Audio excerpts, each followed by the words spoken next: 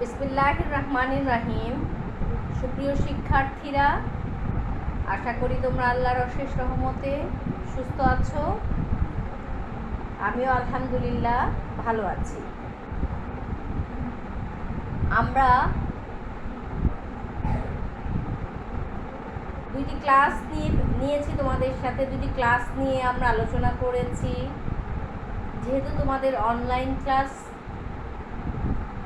হয়তো তোমাদের বুঝতে সমস্যা হচ্ছে, তারপরেও আমি আগের ক্লাসের সেই ধারাবাহিকতা একটুখানি টেনে নিয়ে আসি। যেমন স্পেন কোথায়, এটা সবসময় মাথায় রাখতে হবে বাবা। স্পেন হচ্ছে ইউরোপ মহাদেশের একটি দেশ, যেটা বর্তমান রাজধানী মাদ্রিদে। তাহলে যেহেতু স্পেন আমাদের এশিয়ার মধ্যে না, মধ্যপ্রাচ্যে না, পুরোপুরি ইউরোপের সব সংস্কৃতি, ইউরোপের আবহাওয়া, ইউরোপের ভাষা, ইউরোপের মানুষের চাল চলন সব কিছুই আমাদের থেকে আলাদা, তাই না? যেহেতু আমাদের থেকে তারা আলাদা, তাহলে ওদের টপিক্সটা আমাদের মাথায় যেতে বা ওদের কৃষ্টি কালচারগুলো আমাদের মাথায় ঢুকতে কিন্তু আমাদের একটু সময় লাগবে। এই জন্য আমি কিন্তু খুব ধীরে ধীরে আগাচ্ছি, খুব আস্তে আস্তে আমরা যাচ্ছি, কারণ আমাদের অনেক সময় আছে, অনেক সময় আমরা পাবো। তোমরা আগে বুঝো, স্পেন হচ্ছে ইউরোপ মহাদেশের একটি দেশ, ঠিক আছে? যেটাকে আমরা ম্যাক্সিমাম সবাই মোটামুটি চিনি এই হিসাবে ফুটবল খেলার মধ্য দিয়ে, কারণ স্পেনের ক্লাবগুলো সবাই আমরা চিনি ফুটবল খেলা দেখে। সেখানে আমাদের যারা বিখ্যাত ফুটবল প্লেয়াররা আছেন তারা সবাই স্পেনের ক্লাবগুলোতে খেলে, যেমন রিয়াল মাদ্রিদ, বার্সেলোনা, ঠিক আছে? এই যে এই দুইটা নাম একদম জানা, আমাদের জানা, ঠিক আছে?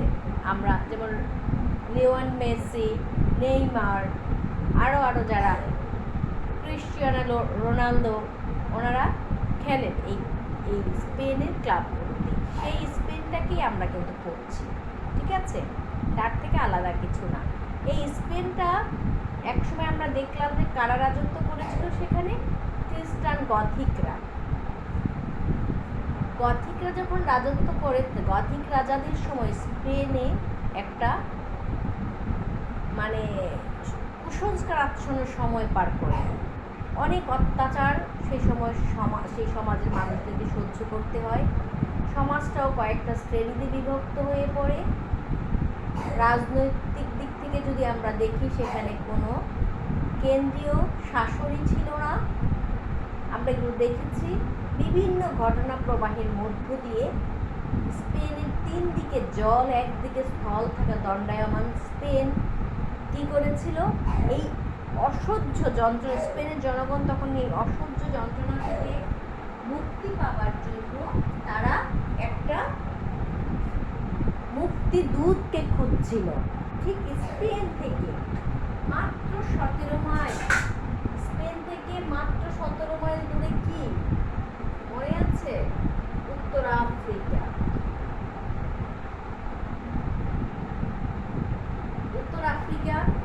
আর এই উত্তর আফ্রিকার গভর্নরই ছিলেন মুসা। উত্তর আফ্রিকার গভর্নর কে ছিলেন? মুসা।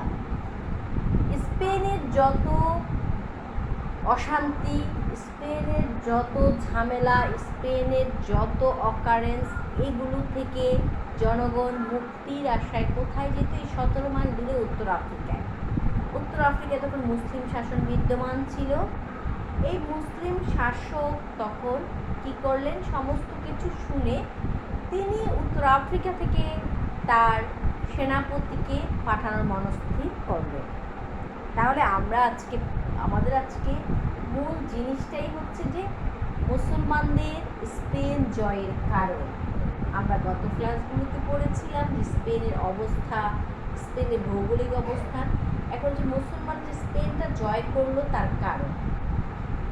কারণ হিসেবে দেখো, প্রথমেই কিন্তু আমি এখানে দেখিয়েছিলাম ভৌগোলিক কারণ, সামাজিক কারণ, বিভিন্ন কারণগুলোকে আমরা এখানে দেখিয়েছে, আমরা সেগুলো পড়বো আস্তে আস্তে। কিন্তু স্পেনটাতে কি দেখো, মধ্যযুগের যে সকল স্থানে আরব সভ্যতা গড়ে উঠেছিল, এদের মধ্যে স্পেন অন্যতম। মধ্যযুগে মহানবী সাল্লাল্লাহু আলাইহি ওয়াসাল্লামের ইসলাম প্রচারের আদর্শকে ধারণ করে খলিফারা বিশ্বের বিভিন্ন প্রান্তে ইসলামের বিজয় পতাকা উত্তোলন করেছে। দ্বিতীয় খলিফা ওমর রাদিয়াল্লাহু তাআলার শাসনামলে ইসলামের সাম্রাজ্য বিস্তারের শুভ সূচনা হয় এবং উমাইয়া খলিফা আল ওয়ালিদের রাজত্বকালে তা চূড়ান্তভাবে রূপ লাভ করে। তাহলে মুসলমানরা যখন স্পেন জয় করে, সেই সময় কিন্তু স্পেন যখন জয় করে মুসলমানরা, মুসলিম বিশ্বের শাসক ছিলেন হচ্ছে আল ওয়ালি।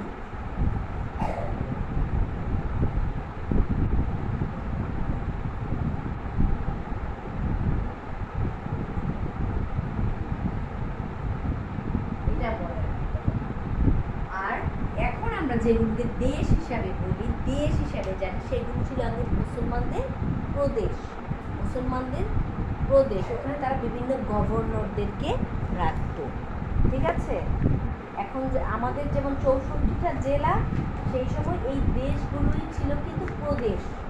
ওকে, একটু এবার মনোযোগ দিয়ে আমরা একটু পড়ায় আসি যে ইসলামের দ্বিতীয় খলিফা ওমর রাদিয়াল্লাহু তাআলা উনি স্পেনটাকে বিভিন্ন বহির্বিশ্বে বিজয়ের সূচনা করেন। আর খলিফা আল ওয়ালিদ এসে তিনি কি করলেন, সেটা চূড়ান্ত রূপ লাভ করান। আল ওয়ালিদের রাজত্বকালে 711 খ্রিস্টাব্দে মুসা ও তারিকের নেতৃত্বে স্পেনে অভিযান চালানো হয় এবং ইউরোপের দক্ষিণ পশ্চিমাংশের প্রবেশদ্বার আইবেরিয়া উপদ্বীপে মুসলমান এই অভিযানকে আরবদের শেষ ও সবচেয়ে বড় নাটকীয় সামরিক অভিযান বলে অভিহিত করা হয়। কারণ মুসলমানরা কিন্তু এরপরে ইউরোপের আর একটি অঞ্চল জয় করতে সক্ষম হয়নি। ঠিক আছে, তাহলে আমরা দেখলাম যে এই যে স্পেন মুসলমানরা জয় করে 711 খ্রিস্টাব্দে, সেই স্পেন মুসলিম শাসন অব্যাহত থাকে 1492 খ্রিস্টাব্দ পর্যন্ত। তাহলে 711 থেকে 1492, এর মধ্যে এই যে সময়কালের মধ্যে অনেক নাটকীয় ঘটনা ঘটে, অনেক বংশের আবির্ভাব ঘটতে থাকে, অনেক শাসক আসে, আমরা সেগুলো দেখব। এখন আমরা বিজয়ের কারণটা সম্পর্কেই জানব। স্পেনে মুসলমানদের একক কোনো কারণে স্পেনের বিজয়, মুসলমানরা কোনো একটি কারণে, নির্দিষ্ট কোনো কারণে কিন্তু উদ্বোধক হয়নি। স্পেন অভিযানের যেমন অনেক কারণ ছিল, তেমনি ইসলামী আদর্শ অনুপ্রাণিত আরব সেনাবাহিনী প্রতিহত করার ক্ষমতাও স্পেনীয়দের সেই সময় ছিল না। স্পেন অভিযানের কারণকে বিশ্লেষণ করলে আমরা বিভিন্ন কারণ দেখতে পাই। সেগুলো যেমন দেখো, ভৌগোলিক কারণ। প্রথম কারণটাই হচ্ছে ভৌগোলিক কারণ। উত্তর আফ্রিকা এবং স্পেনের মধ্যে ব্যবধান ছিল মাত্র 17 মাইল। তাই পূর্বে থেকে স্পেন ও আফ্রিকার মধ্যে একটা ব্যবসায়ী বাণিজ্য সম্পাদিত হতো। দক্ষিণে দিগন্ত প্রবাসী সাহারা মরুভূমি এবং অপরদিকে আটলান্টিক মহাসাগরের অথই জলরাশির দিকে দৃষ্টি না দিয়ে জিব্রাল্টার প্রণালী দিয়ে ক্ষমতা বিস্তার সহজ ছিল। তাই এই ভৌগোলিক সুবিধার জন্য মুসলমানরা স্পেন বিজয়ে অনুপ্রাণিত হয়। আমরা যখন স্পেনের খনিজ সম্পদগুলো পড়েছিলাম, আমরা দেখেছি যে স্পেন অত্যন্ত উর্বর একটা ভূমি, পাহাড়ি একটা অঞ্চল, খনিজ সম্পদে ভরপুর। এখান থেকে ব্যবসায়ীরা কিন্তু অবলীলাক্রমে কোথায় আসতো, উত্তর আফ্রিকায় আসতো। উত্তর আফ্রিকা ও ভূমধ্যসাগরের পথ ধরে বা জিব্রাল্টার প্রণালী ধরে তারা ছোট্ট একটা ক্যানেল, এই ক্যানেল ধরে তারা অবাধে যাতায়াত করতো ব্যবসা বাণিজ্যের জন্য। তখন থেকেই কিন্তু এই স্পেন একটা গুরুত্বপূর্ণ একটা শহর ছিল। তাই স্পেনকে দখল করার জন্য সেই সময় মুসলমানরা অন্যতম একটি জাতি হিসেবে আত্মপ্রকাশ করে এবং তারা এই অর্থনৈতিক সুবিধা লাভের জন্য বা অর্থনৈতিকভাবে লাভবান হওয়ার জন্যই তারা স্পেন জয়ের একটা স্বপ্ন দেখতে থাকে। তারপর আমরা আসি দেখো সামাজিক কারণ। আরেকদিন স্পেন বিজয়ের অন্যতম প্রধান কারণ ছিল তৎকালীন স্পেনের সামাজিক অবস্থা। একটি সমাজে তখন তিন শ্রেণীর মানুষ বসবাস করত: উচ্চবিত্ত, মধ্যবিত্ত, নিম্নবিত্ত। আর সমাজের সচেতন গোষ্ঠীর মধ্যে গড়ে ওঠে মধ্যবিত্ত শ্রেণী, যেমন শিক্ষক, ব্যবসায়ী ইত্যাদি। কোনো দেশের সমস্যার কথা তুলে ধরে এই মধ্যবিত্ত শ্রেণীর অবস্থান ছিল না বললেই চলে। ফলে অকথ্য নির্যাতনে নিষ্পেষিত কৃতদাস, সার্ক, বর্গাদার, ইহুদি সহ সমাজের বড় অংশ এই অবস্থা থেকে মুক্তি পেতে দিয়েছিল। তাই তারা কিন্তু কী করে, স্পেনে তারা মুক্তির দূত হিসেবে কারো জন্য অপেক্ষা করতে থাকে। রাজনৈতিক দিক থেকে যদি আমরা দেখি, আমরা দেখব যে তৎকালীন স্পেনের রাজনৈতিক অবস্থা ছিল খুবই খারাপ। প্রাদেশিক গভর্নররা কেন্দ্রীয় সরকারের নিকট জবাবদিহিতা করতো না, এমনকি কেন্দ্রীয় সরকার অনেক সময় তাদের হাতের পুতুল হয়ে পড়ত। আমরা দেখেছি যে সেই সময় ধর্মযাজকরাই রাষ্ট্র পরিচালনা এবং শাসক নির্বাচনে উল্লেখযোগ্য ভূমিকা পালন করত। তাই কেন্দ্রীয় শাসক ইউডিজাকে হত্যা করে যখন রাজা রডারিক সিংহাসনে দখল করে তার কোষাধ্যক্ষ, এর ফলে ইউটিজার জামাতা কাউন্ট জুলিয়ান এবং তার পুত্র অনেকে রডারিকের চোখে শত্রুতে পরিণত হয়। এরূপ সংঘাতময় সময়ে প্রশাসনিক সংহতি ছিল না বললেই চলে। সেনাবাহিনীর মধ্যে শৃঙ্খলা, ঐক্যের অভাব ছিল। এ সময় স্পেনবাসীর আত্মকলহ, বিবাদ বিসংবাদে জর্জরিত স্পেনের সাধারণ জনগণের দাবির প্রেক্ষিতে মুসলমানরা স্পেনে অভিযান পরিচালনা করে। গত রাজপরিবার এবং সম্ভ্রান্ত সম্প্রদায়ের রাজনৈতিক মতানৈক্য, অভ্যন্তরীণ দ্বন্দ্ব রাজবংশের পতনের ক্ষেত্রে গুরুত্বপূর্ণ ভূমিকা রেখেছিল। তাহলে আমরা দেখলাম যে ভৌগোলিক দিক থেকে স্পেন অত্যন্ত গুরুত্বপূর্ণ একটি শহর। তারপর সমাজে বিভিন্ন শ্রেণীর লোক বসবাস করার ফলে সমাজে যারা নিষ্পেষিত হচ্ছিল তারা একটি মুক্তির দূত খুঁজছিল, এবং রাজনৈতিক দিক থেকে কেন্দ্রীয় শাসনের অভাব ছিল। প্রদেশের শাসক কেন্দ্রকে মানত এবং কেন্দ্রীয় শাসন মাঝে মাঝে হাতের পুতুলে পরিণত হয়েছিল বলে কিন্তু কোনো রাজনৈতিক শৃঙ্খলা ছিল না। ঠিক আছে, এখন আমরা অর্থনৈতিক দিকটা একটু দেখি। স্পেন বিজয়ের আরেকটি বড় কারণ হচ্ছে অর্থনৈতিক। দক্ষিণাঞ্চলের মরুভূমিতে রাজ্য বিস্তারের সুবিধার জন্য উত্তর দিকের সম্পদশালী স্পেন মুসলমানদের আকৃষ্ট করে। মুসলমানদের অর্থের দরকার ছিল। এই জন্য যখন কাউন্ট জুলিয়ান মুসাকে স্পেনের আমন্ত্রণ করে, মুসা তা খলিফার কাছে জানালে ওয়ালিদ শুধুমাত্র গনিমতের মাল সংগ্রহের জন্য মুসাকে স্পেন অভিযানের অনুমতি প্রদান করেন।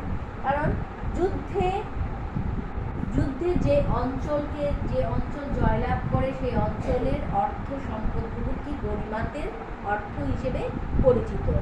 সেই অর্থ পরিমাণ স্পেন থেকে বিশাল আকারে পাওয়া যাবে, সেটা তখনকার সময়ের মুসলমানদের জন্য দরকার ছিল। ইসলামকে পরিপূর্ণতা দান করার জন্য ইসলামে মুসলমানদের বলিষ্ঠ নেতৃত্বে আসার জন্য তখন অর্থের অনেক বেশি প্রয়োজন ছিল। এই গনিমতের মাল পাওয়ার জন্যই কিন্তু আল ওয়ালিদ আমরা দেখলাম যে স্পেনে অভিযান করার জন্য তিনি কি করেছিলেন, অনুমতি প্রদান করেছিলেন। তারপরে আমরা দেখব যে ধর্মীয় কারণ। তৎকালীন স্পেনের ধর্ম বলতে কিছু ছিল না। আমরা দেখেছি সেখানে খ্রিস্টান থাকলেও ইহুদিও ছিল, কিন্তু ইহুদিদেরকে ধর্মান্তরিত করার চেষ্টা করা হতো। তখন ধর্মের নামে ভণ্ডামি করা হতো। সমাজে খ্রিস্ট ধর্মের সাথে ইহুদি ধর্মাবলম্বী লোক ছিল, কিন্তু ইহুদিদের স্বাধীনভাবে ধর্ম পালন করতে দেয়া হতো না। তখন রাষ্ট্রীয়ভাবে ধর্মযাজকরা ইহুদিদের উপর বিধিনিষেধ আরোপ করত।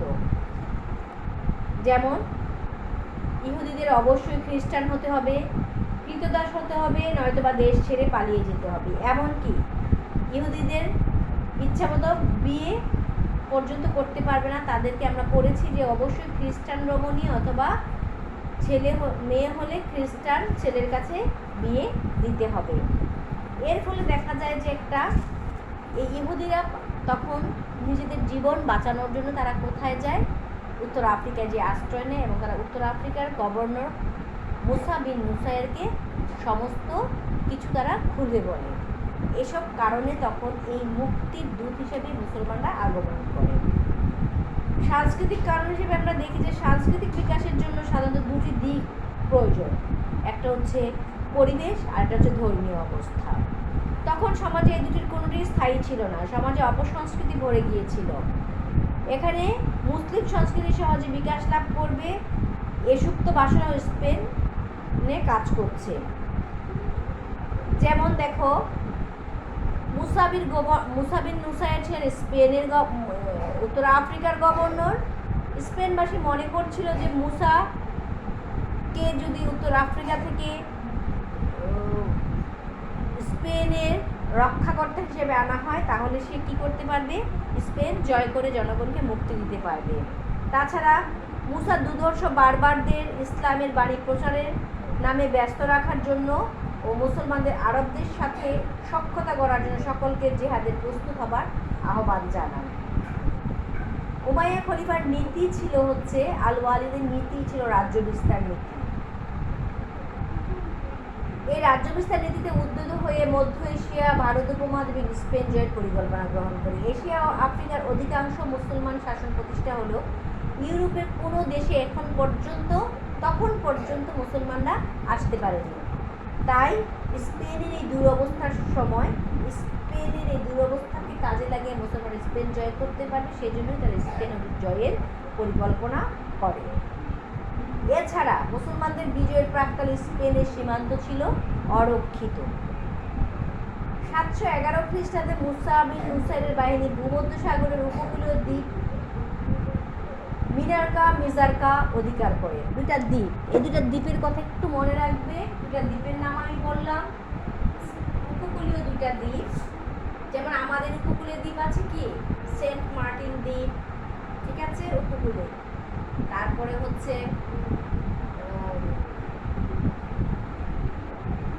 নিঝুম দ্বীপ, ঠিক আছে।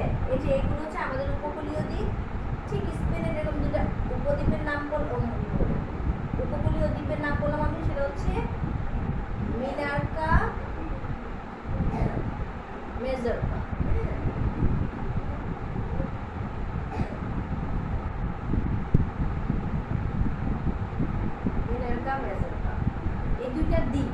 এই দুইটা দ্বীপকে তারা প্রথমে মুসলমানরা দখল করে। অরক্ষিত ছিল, সীমান্তবর্তী অঞ্চলগুলো ছিল অরক্ষিত। এই সীমান্তবর্তী অরক্ষিত অঞ্চলগুলোকে দুইটা দ্বীপকে দখল করে এবং স্বল্প সময়ে মুসলমানরা ভূমধ্যসাগর এবং বর্তমান মরক্কো পর্যন্ত বিস্তীর্ণ অঞ্চল মুসলিম শাসনাধীনে নিয়ে আসে। ফলে অরক্ষিত সীমান্ত থাকার কারণে মুসলমানরা স্পেন আক্রমণ করে। তারপর তো মুসলমানদের ছিল সুসংগঠিত সেনাবাহিনী। দেশের অভ্যন্তরীণ আইন শৃঙ্খলা রক্ষা, বিদ্রোহ দমন এবং সুশাসনের প্রণয়নের জন্য সুসংগঠিত সেনাবাহিনীর ভূমিকা অগ্রগণ্য। কিন্তু স্পেনে এ সময় কোনো সুসংগঠিত সেনাবাহিনী ছিল না। মুসলমানদের ছিল অত্যন্ত সুসংগঠিত একটি সেনাবাহিনী। স্বদেশের জন্য আত্মত্যাগ এবং জীবন উৎসর্গ করার মতো সেনাবাহিনী স্পেনে অনুপস্থিত ছিল। এই সুযোগে মুসলমান তাদের সুসংগঠিত সেনাবাহিনীর মাধ্যমে স্পেন জয় করার স্বপ্ন দেখে। বর্গাদার, সার্ক, কৃতদাস ইহুদিরা সবসময় স্পেনের শাসক গোষ্ঠী দ্বারা নির্যাতিত এবং নিপীড়িত হতো। মজলুম জনগণ সবসময় কুশাসন অবসানের জন্য তৃতীয় পক্ষের ক্ষমতা প্রত্যাশা করত। জনগণের এই আকাঙ্ক্ষাই মুসা বিন নুসাইরকে স্পেন আক্রমণে উদ্বুদ্ধ করে। তারপর আমরা দেখব যে এই যে কাউন্ট জুলিয়ান, আমরা গত ক্লাসে পড়েছি, আজকে আবার আমি বলবো এই কাউন্ট জুলিয়ানকে ইউটিজা, ন্যায়সঙ্গত রাজা ইউটিজার মেয়ের জামাই। রাজা রডারিক ন্যায়সঙ্গত রাজা ইউটিজাকে হত্যা করে তিনি ক্ষমতায় বসেন। তাতেও কাউন্ট জুলিয়ান তার উপর রাগান্বিত হলেও কোনো কিছুই করেনি। কিন্তু নিজের মেয়েকে, কাউন্ট জুলিয়ান নিজের মেয়ে ফ্লোরিন্ডাকে, আজকে আবার আমি লিখব, গত ক্লাসে আমি নামটার কথা বলেছিলাম, আজকে আবার আমি বলছি, দেখো ফ্লোরিন্ডা, ঠিক আছে? ফ্লোরিন্ডাকে উনি স্পেনে পাঠান। কাউন্ট জুলিয়ান ছিল সিউটা দ্বীপের গভর্নর। দ্বীপ থেকে তিনি তার মেয়েকে শিষ্টাচার ভদ্রতা শেখানোর জন্য তিনি কোথায় পাঠান? স্পেনে পাঠান, তাই না?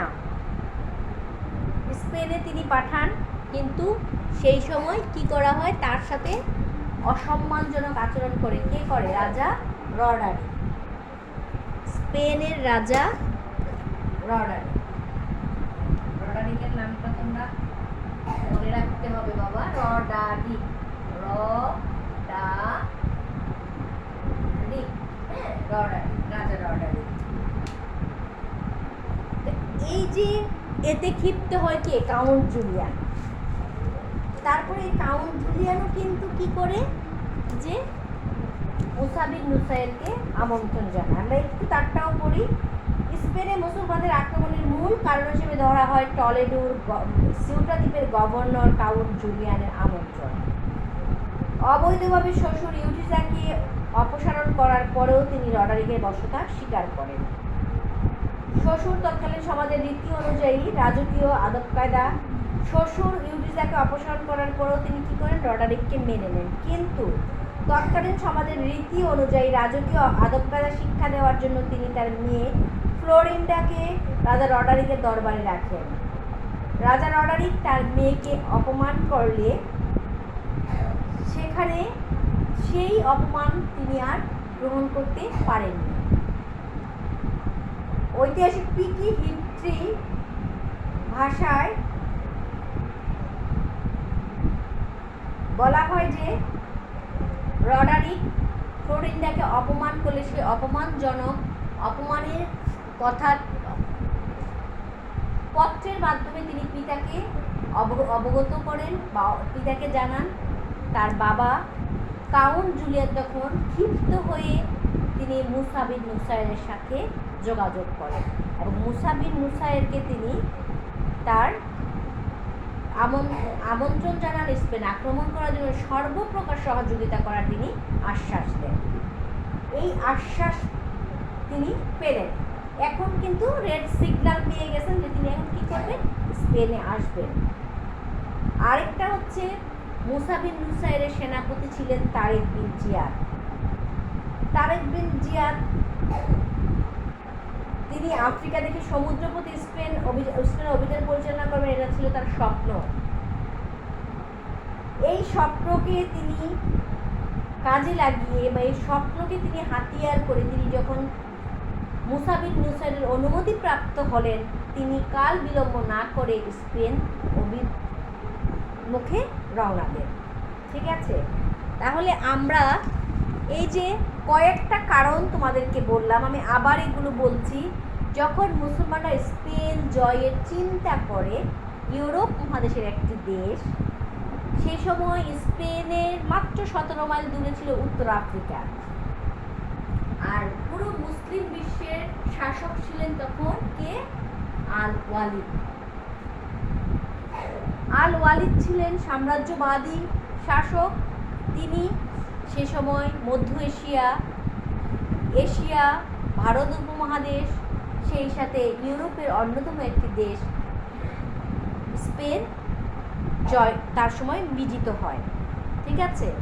এই বিজিত হওয়ার পিছনে বিভিন্ন কারণ এখানে আমরা দেখিয়েছি। সে কারণগুলোর মধ্যে অন্যতম ছিল ভৌগোলিক কারণ।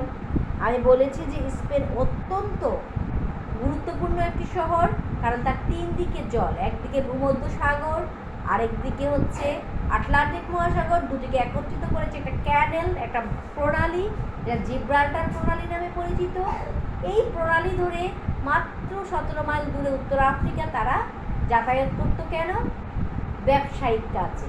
ঠিক আছে? আর এর জন্য স্পেনের গুরুত্ব তারা বুঝতে পেরেছিল। ভৌগোলিক দিক থেকে স্পেন অত্যন্ত গুরুত্বপূর্ণ বলে তারা স্পেনটাকে দখল করার মনস্থির করে। অপরদিকে সামাজিক দিক থেকে আমরা যদি দেখি যে স্পেনে তখন বিভিন্ন রকমের লোক বসবাস করত, যা 3টা শ্রেণীতে তারা বিভক্ত ছিল। রাজনৈতিক কোনো ধরনের কেন্দ্রিক কোনো স্বচ্ছ নেতা ছিল না। অর্থনৈতিক কারণ, সেই সময় মুসলমানদের শৌর্য বীর্য নিয়ে টিকে থাকার জন্য অর্থের অনেক বেশি প্রয়োজন ছিল। ওই গনিমাতের অর্থ সংগ্রহ করার জন্যই তখন স্পেনকে আমন্ত্রণের বা স্পেনকে আক্রমণের কথা বা স্পেন জয়ের জন্য অনুমতি দেন আল-ওয়ালি। তাছাড়া স্পেন মুসলমানদের পতাকা তলে আসবে, ইসলামের পতাকা তলে আসবে, সেই একটা স্বপ্ন তখন মুসা বিন নুসাইরের ছিল। এই স্বপ্নে উদ্বুদ্ধ হয়েও তিনি এই ধর্মীয় কারণেও তিনি কি করেন, কারণ তখন স্পেনে কোনো ধর্ম ছিল না, ধর্মের নামে প্রহসন চলত। খ্রিস্টানরা ইহুদিদের উপর চরমভাবে অত্যাচার করে, এবং নানাভাবে তাদের কোনো ধর্মীয় স্বাধীনতা ছিল না। এই জন্য কী করেছিল, ইহুদিদেরকে জোরপূর্বক ধর্মান্তরিত করা হতো। ইহুদিরা তখন উত্তর আফ্রিকায় এসে যখন তাদের এই নির্যাতনের কথা বলে, এতে মুসা বিন নুসাইর তখন কী করে, সেখানে অভিযান করার পরিকল্পনা করে। তাছাড়া সাংস্কৃতিক কারণেও সেখানে স্পেনে অভিযান প্রেরণ করা হয়।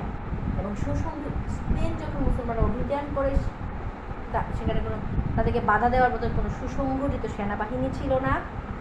তা নির্যাতিত জনগণ তখন আকাঙ্ক্ষা করছিল যে কেউ অগ্রদূতের মতো যেয়ে তাদেরকে সেখান থেকে মুক্তি দিবে।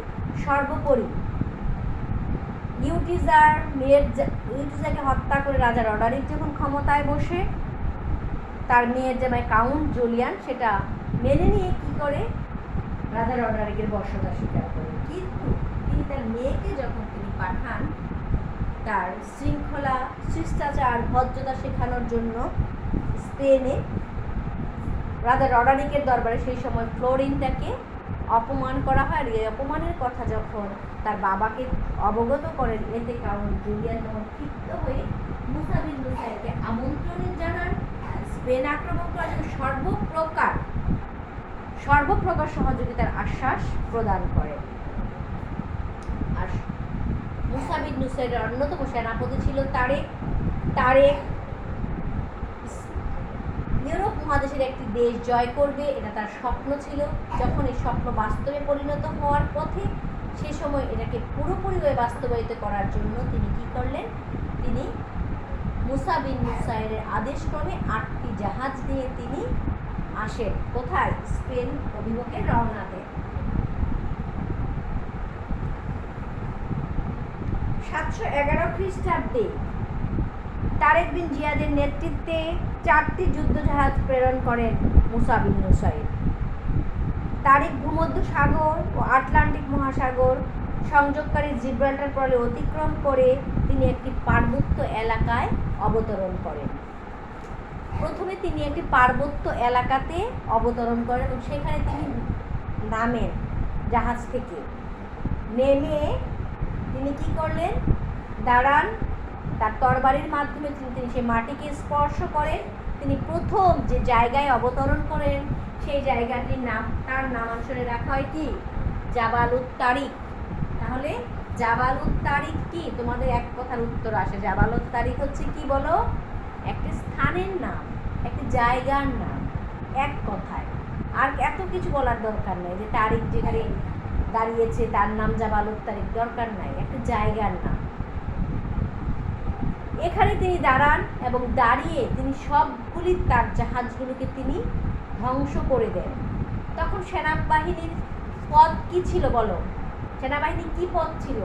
হয় তাকে সমুদ্রে ঝাঁপ দিতে হবে, আর না হয় তারিককে অনুসরণ করে যুদ্ধে অভিযানে অংশগ্রহণ করতে হবে। তাদের পিছনে হটার কোনো পথ ছিল না।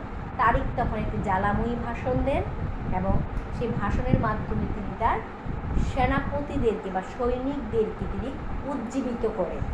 ঠিক আছে, এক জ্বালাময়ী ভাষণের মাধ্যমে। তারপর তারিক কি করলো, তারিকের সাথে মাত্র সৈন্য সংখ্যা ছিল 12,000। তারিকের সৈন্য সংখ্যা কত ছিল? 12,000। অপরদিকে রাজা রডারিকের সৈন্য ছিল 1,00,000। ঠিক আছে, অসম একটা বাহিনী। এই দুই অসম বাহিনীর মধ্যে যুদ্ধ হয়। যে যুদ্ধ ওয়াদিল লাক্কু।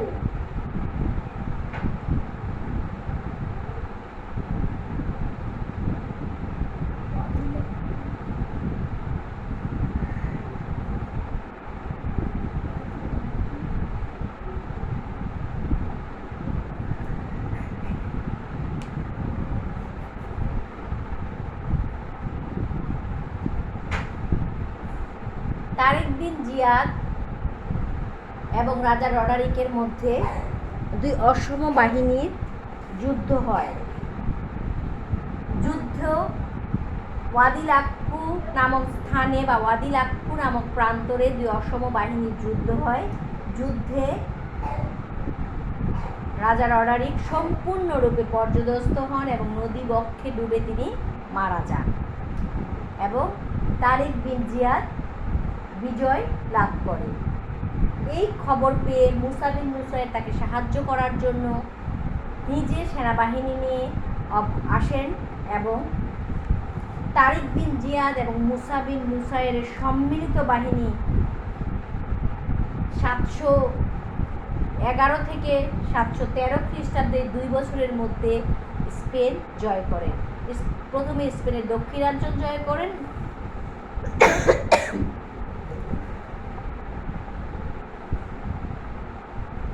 তারপরে স্পেনের রাজধানী টলেডো আক্রমণ করে স্পেন মুসলমানদের দখলে আনতে সক্ষম হন।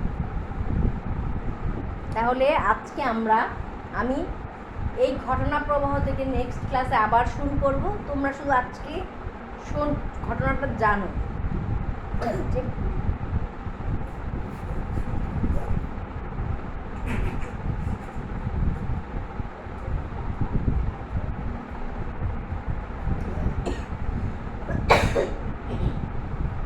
সরি। তাহলে আমরা দেখলাম যে কিভাবে মুসা আল ওয়ালিদের সেনাপতি মুসা বিন নুসাইর এবং মুসা বিন নুসাইরের সেনাপতি তারিক বিন জিয়াদ স্পেনটাকে ইউরোপ মহাদেশের অন্যতম একটি দেশ স্পেন মুসলমানদের দখলে আনতে সক্ষম হয়। বিভিন্ন কারণে আনে, তার মধ্যে প্রত্যক্ষ কারণ আমি কিন্তু বারবার বলছি একটা, যেটা কাউন্ট জুলিয়ানের আমন্ত্রণ। কারণ স্পেনে মুসলমানদের কেউ ছিল না। মুসলমানরা কোথায় থেকে বা কার নিয়ন্ত্রণে থেকে তারা কি করবে, যুদ্ধ পরিচালনা করবে? যেই সাপোর্টটা দিয়েছিল কে, তার দ্বীপে থাকার জন্য সমস্ত সাপোর্ট দিয়েছিল কাউন্ট জুলিয়ান। এই জুলিয়ানের আমন্ত্রণ পেয়েই কিন্তু মুসা বিন নুসাইর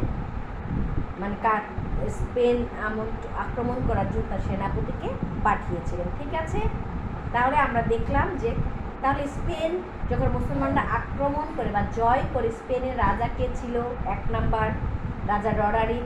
যখন মুসলমানরা স্পেন জয় করে, মুসলমান সাম্রাজ্যের শাসক ছিল আল ওয়ালিদ। উত্তর আফ্রিকা স্পেন থেকে কত মাইল দূরে? মাত্র 17 মাইল। স্পেন জয়ের মুসলিম সেনাপতি কে ছিল? 1 বাক্যে তারিক। পরবর্তীতে আমরা মুসার নামও বলবো, কারণ মুসা বিন নুসাইর বা মুসাও এসেছিল তারিককে সাহায্য করার জন্য। মুসলমানদের সৈন্য সংখ্যা কত ছিল? 12,000। অপরদিকে রাজা রডারিকের সৈন্য সংখ্যা ছিল 1 লক্ষ। এই যুদ্ধ কিসের যুদ্ধ নামে পরিচিত? ওয়াদি লাক্কুর যুদ্ধ নামে পরিচিত।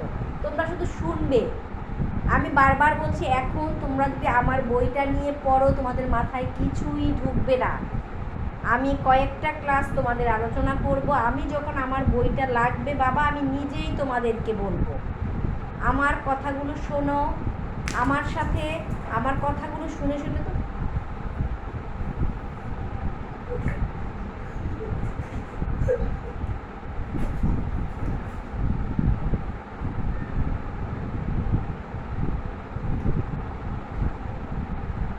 আমার কথাগুলো শুনে তোমরা আগে আত্মস্থ করবে, তারপরে তোমরা পড়বে।